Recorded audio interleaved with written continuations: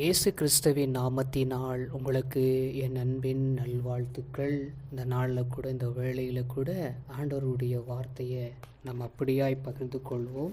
கர்த்தருடைய வார்த்தையை பகிர்ந்து கொள்வதனால ரொம்ப சந்தோஷம், அப்படி தானே?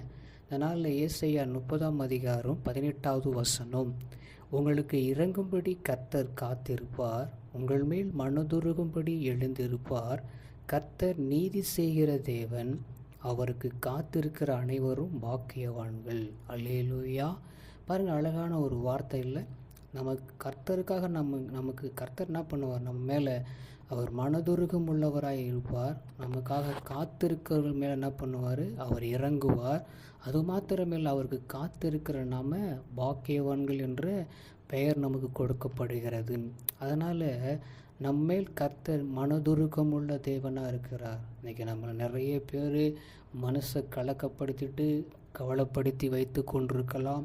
அதனால் நீங்கள் கவலைப்பட்டு கொண்டிருக்கலாம். கர்த்தர் நம்மேல மனதுருகுவார், நம்மளை மேலோங்க வைக்க விரும்புகிறார். அது மாத்திரமில்லை, நமக்கு அவர் எல்லாவற்றிலும் இறங்கி நமக்கு அற்புதம் செய்ய வல்லவராக இருக்கிறார். சோர்ந்து போக தேவையில்லை. விசுவாசத்தோடு ஜெபம் பண்ணுவோம், கர்த்தர் அற்புதம் செய்வார். எங்களை கிருபையாக நேசிக்கிற எங்கள் அன்பின் நல்ல தகப்பனே, எங்களுக்காக இறங்கும் கர்த்தாவே, இறங்குவது மாத்திரமில்லை, எங்கள் மேலே மனதுருகி ஆண்டவர் எழுந்திருக்கிற தகப்பன், உங்களுக்காக காத்திருக்கிற நாங்கள் பாக்கியவான்களாக எங்களை வைக்கிறதுனால உமக்கு ஸ்தோத்திரம் ஐயா. இந்த நாள் முழுவதும் நடத்தி பாதுகாத்து பலப்படுத்தும் உம்முடைய கரத்தில் ஒப்பு கொடுக்கிறோம். இயேசுவின் நாமத்தில் ஆமென்.